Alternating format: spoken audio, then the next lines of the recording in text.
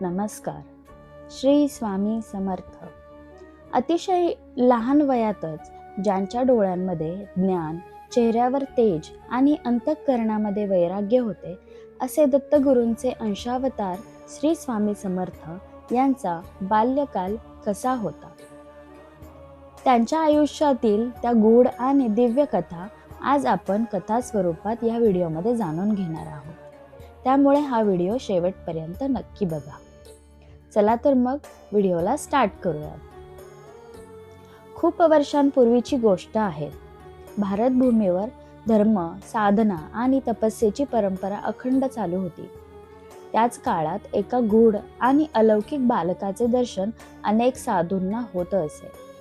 हे बालक साधारण 6 ते 7 वर्षांचे, अंगाने तेजस्वी, डोळ्यांत विलक्षण शांतता आणि चेहऱ्यावर गंभीर भाव असलेले होते.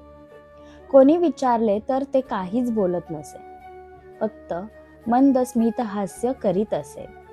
हे बालक जंगलामध्ये, पर्वतांमध्ये, कधी नदीकाठी तर कधी एखाद्या आश्रमाजवळ ध्यानस्थ अवस्थेत दिसत असे. इतर मुलांप्रमाणे खेळ, हसणे किंवा हट्ट करणे त्याच्या स्वभावात तर अजिबातच नव्हते.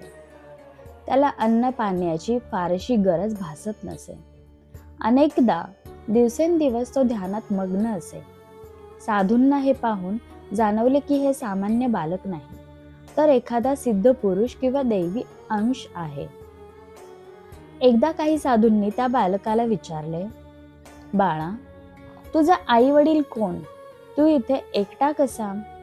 तेव्हा त्या बालकाने अत्यंत शांत स्वरात उत्तर दिले, "संपूर्ण सृष्टीच माझे कुटुंब आहे." हे ऐकून सर्व साधू स्तब्ध झाले.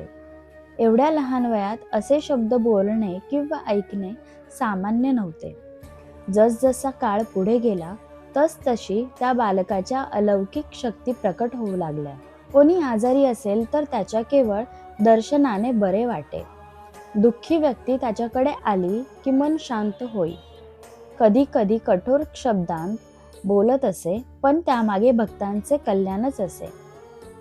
हा बालक म्हणजेच पुढे जाऊन संपूर्ण महाराष्ट्राला आणि देशाला मार्गदर्शन करणारे श्री स्वामी समर्थ होते.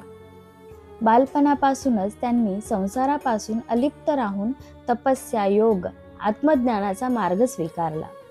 म्हणूनच त्यांचे जीवन सामान्य माणसासारखे कधीच नव्हते, तर दैवी कार्यासाठी अवतरलेले ते स्वामी समर्थ होते.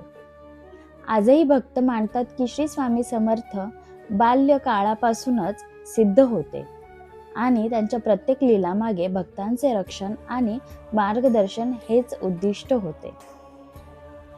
अशा प्रकारे बाल्यकाळापासूनच श्री स्वामी समर्थ हे सामान्य बालक नसून दैवी कार्यासाठी अवतरलेले सिद्ध पुरुष होते. त्यांची कृपा आपल्यावर सदैव राहो. आपल्या जीवनात श्रद्धा, धैर्य आणि शांतता नांदो हीच दत्तगुरू चरणी प्रार्थना. जर ही कथा तुम्हाला भावली असेल तर लाईक करा, शेअर करा आणि अशाच भक्तिमय कथांसाठी चॅनलला सबस्क्राईब करायला विसरू नका. श्री स्वामी समर्थ. जय जय स्वामी समर्थ.